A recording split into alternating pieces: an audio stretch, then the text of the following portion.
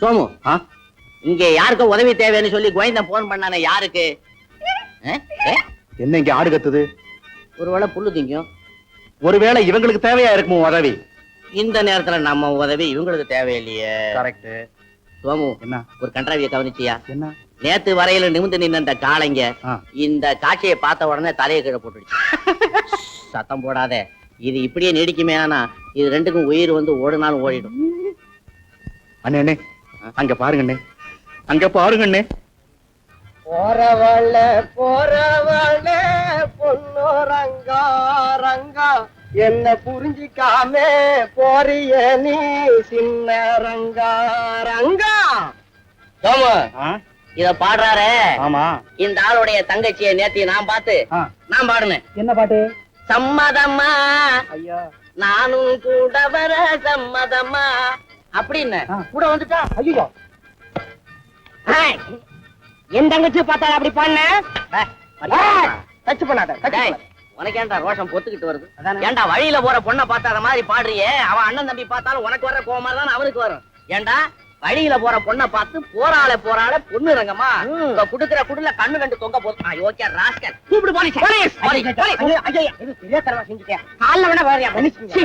ஏன்டா செய்யறதெல்லாம் செய்துட்டு காலில் விழுந்தா மன்னிப்பு நாங்க கொடுக்கணுமா? ஏன்னா இனிமே போற பொண்ணுங்களை பார்த்தா என் தங்கச்சியா நினைச்சுக்கிறீங்க. நீ மட்டுமல்ல கூட்டமே நினைக்கிறேன். அது அவனை சொல்லி குத்தம் இல்ல. உனக்கு அவனுக்கு ஆகார போடாது. நீ வாங்க சோமு. அந்த போக்கிரிக்கு நல்ல புத்தி சொல்லி அனுப்பிச்சீங்க, ரொம்ப தேங்க்ஸ்.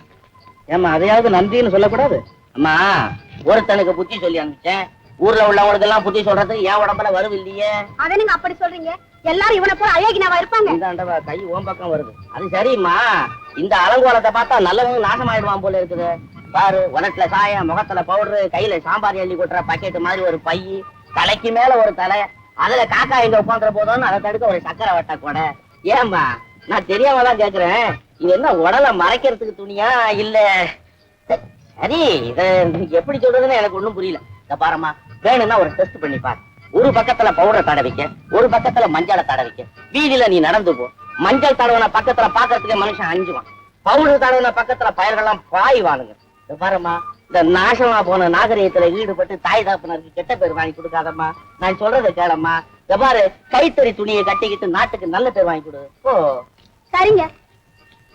பதிலே சரியில்லையா? அதுக்கு ஆகார கோளாறு. நீ வா.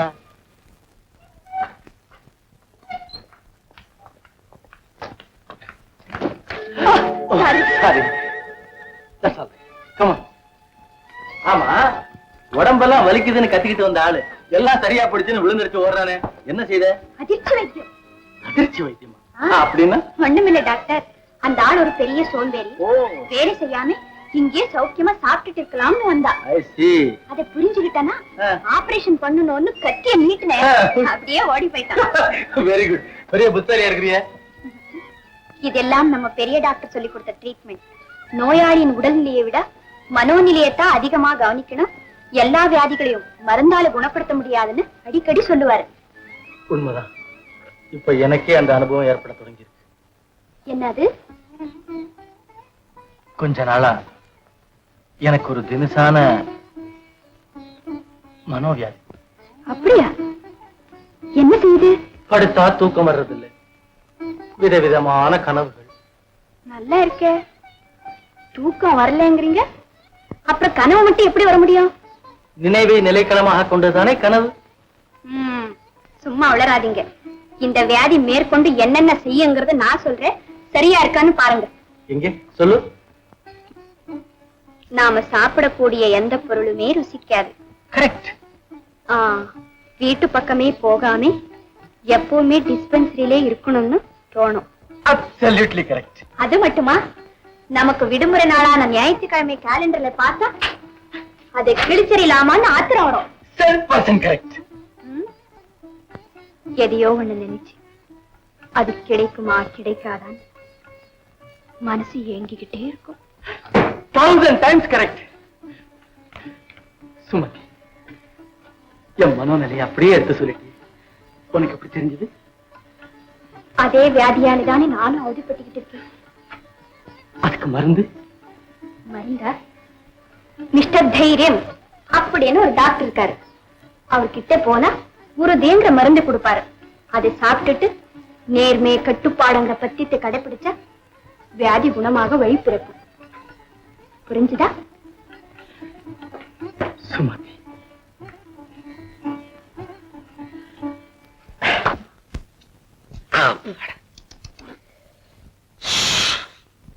வலி தாழ முடியல டாக்டர் சார். நேத்து கொடுத்த மருந்துலயே உங்க வலி தீர்ந்திருக்கணுமே. மருந்து தான் தீருது, வலி அப்படியே இருக்கு. தூக்கத்தை சந்திச்சு ரொம்ப நாள் ஆச்சு டாக்டர் சார். இருக்க இருக்க வலி அதிகமாகிக்கிட்டே போகுது. நோயற்ற வாழ்வே குறைவற்ற செல்வம்னு சொன்னானே, இப்பதான் புரியுது. அவனுக்கு இந்த மாதிரி ஏதாவது வியாதி வந்துதான் சொல்லியிருப்பானோ? நானும் பாக்குறேன் மிஸ்டர் அமர்நாத். கொஞ்ச நாள் அவங்க பேச்சுல வேதாந்த வாட வீசு. என்ன வேதாந்த வாடை? வயசுக்கு தகுந்த வாடை வரத்தானே செய்யும். வலி வந்தாவே வேதாந்தம் வந்துருமே. நல்ல ரத்தம் இருக்கும் பொழுதுதான் புரட்சி கொள்கை. அது கெட்டு பலகீனமாயி பார்வை மங்கன உடனேதான் பஜனை பக்தி. மிஸ்டர் அமர்நாத், நீங்க கொஞ்சம் ரெஸ்ட் எடுத்துங்க, நான் வரேன். எம்பெருமாள் ஐயன், எம்பெருமாள் ராத்திரி பூரா உன்னை தேடிக்கிட்டு இருந்தேன், எங்க காணும்? ஐயனே, உங்களுக்கு இப்பொழுது சனி பிடித்திருக்கிறது. உங்கள் நாமதேயத்தை சொல்லி ஐயன் சனீஸ்வர பகவான் பேரிலே ஒரு அர்ச்சனை செய்தேன். தாருங்கள் பிரசாதம், இதை தடவுங்கள், உங்கள் வலி தீரும். ஐயனே, வலி தீரும். சனீஸ்வரன் ஒழியறதுக்கு சனீஸ்வரன் பிரசாதத்தையே தடவணுமா? ஆமாம் ஐயனே. பழையபடியும் பிடிச்சுக்காத. அவசாரம் அவசாரம் ஐயனே, அப்படி சொல்லாதீர்கள். குழந்தாயிருக்கு.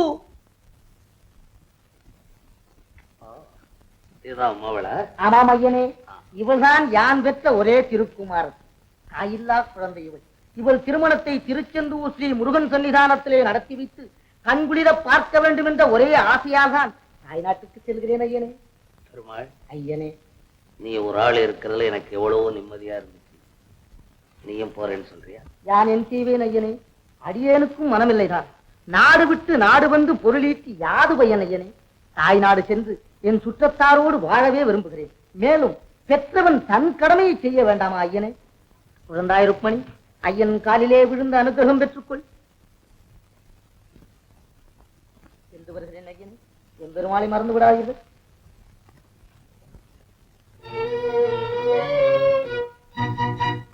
கடம் மகள்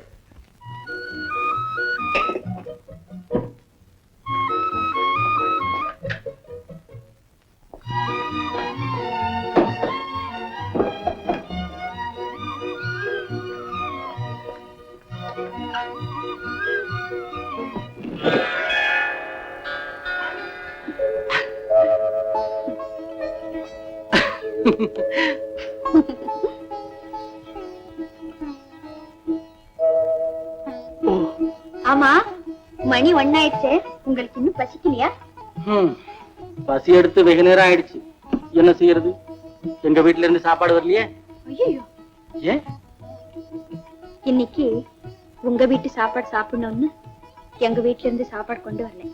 அப்படியா? ரொம்ப நல்லதா போச்சு. வா சாப்பிடலாம். சாப்பாடு?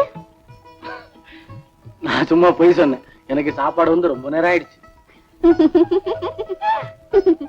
ஏன் சிரிக்கிற? இல்ல, என்ன ஏமாத்தணும்னு நினைச்சு நீங்களே ஏமாந்துட்டீங்களா? எப்படி? எங்க வீட்டுல இருந்தும் சாப்பாடு வந்திருக்கு. அப்பா, பெரிய குறும்பு கறியா இருப்ப போல இருக்குதே. சரி, வா போய் சாப்பிடலாம். சரி, கொஞ்சம் இருங்க.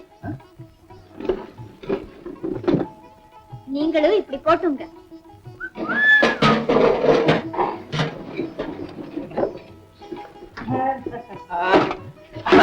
ஐயோ, போய் அந்த கதவை சாத்துங்க.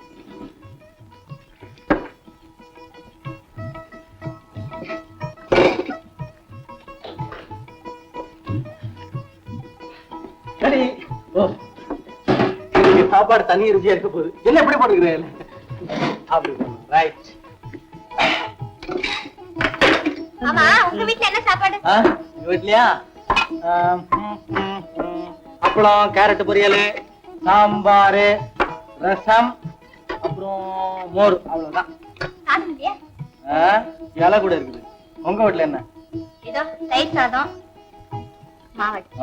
மாவடு எனக்கு கொஞ்சம் இருங்க. இந்தாங்க. அது எனக்கு வேண்டாம் போ. ஏன்? அதான் எல்லா இடத்துலயும் கிடைக்குமே. பின்ன எது வேணும்? அதோ அது. ஆ, இதுவா?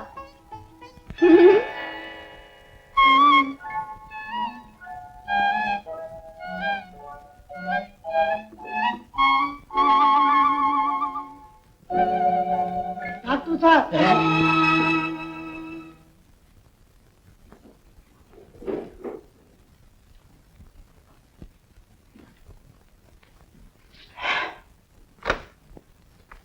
ஆடா நீயா? என்னப்பா இப்ப வந்து டிஸ்டர்ப் பண்ற? உங்களை பெரிய டாக்டரையே உடனே பார்க்கணுமா? எதுக்கு? எதுக்குன்னு தெரியலங்க, ஒரு மாதிரியா இருக்காரு. உங்களையும் சுமத்தம்மாவையும் உடனே வெளியே அனுப்பணும் யார்கிட்டயும் சொல்லிட்டு இருந்தாரு. சரி நான் வர்றேன், நீ போ, நான் பின்னால வரேன். ரைட், போ.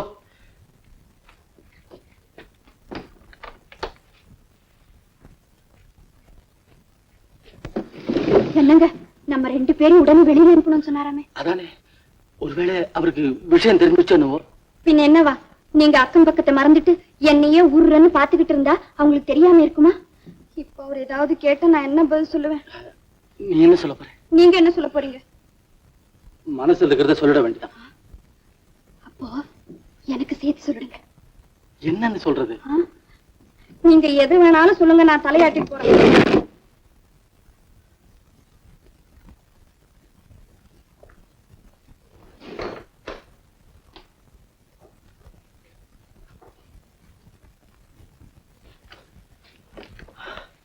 பாப்பலாம். 2 பேரும் சேர்ந்தே வா. ஏன்? வேற சாட்சியே வேண்டாம், நீங்க முன்னாடி போங்களே. ப்ளீஸ் போங்களே.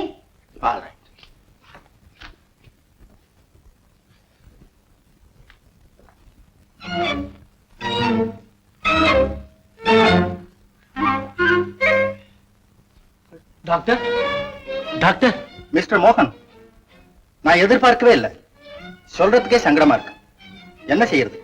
ஆஸ்பத்திரியின் பெருமையை காப்பாத்தணும் இல்லையா? டாக்டர், உங்க அப்பாவுக்கும் போன் பண்ணிட்டேன். அவரு ரொம்ப வருத்தப்பட்டார்.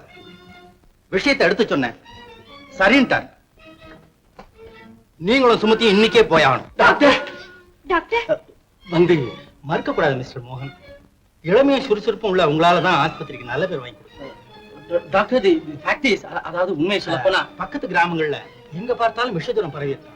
எல்லா ஆஸ்பத்திரிகளில இருந்தும் டாக்டர்ஸ் போறாங்க. நீங்க சுமதியையும் இன்னும் சில நர்சுகளையும் கூட்டிக்கிட்டு மங்களநல்லூர் போய் அங்கு விஷஜுரத்தால பாதிக்கப்பட்டவங்களுக்கு வைத்திய உதவி செய்யணும். சரி டாக்டர். டாக்டர் சார், விஷஜுரம் உள்ள கிராமங்களுக்கு இவங்களை அனுப்புறீங்களே, ஏதாவது? என்ன லட்சுமி, மக்களுக்கு சேவை செய்யறதானே இந்த தொழிலோட பெருமை. Yes, of course doctor. நாங்க இப்பவே புறப்படுறோம். All right. சாரி. சுமதி, உடம்பை ஜாக்கிரதையா கவனிச்சுக்கோமா. என்ன பத்தி கவலைப்படாதேம்மா. சின்ன டாக்டரை ஜாக்கிரதையா கவனிச்சுக்கோமா.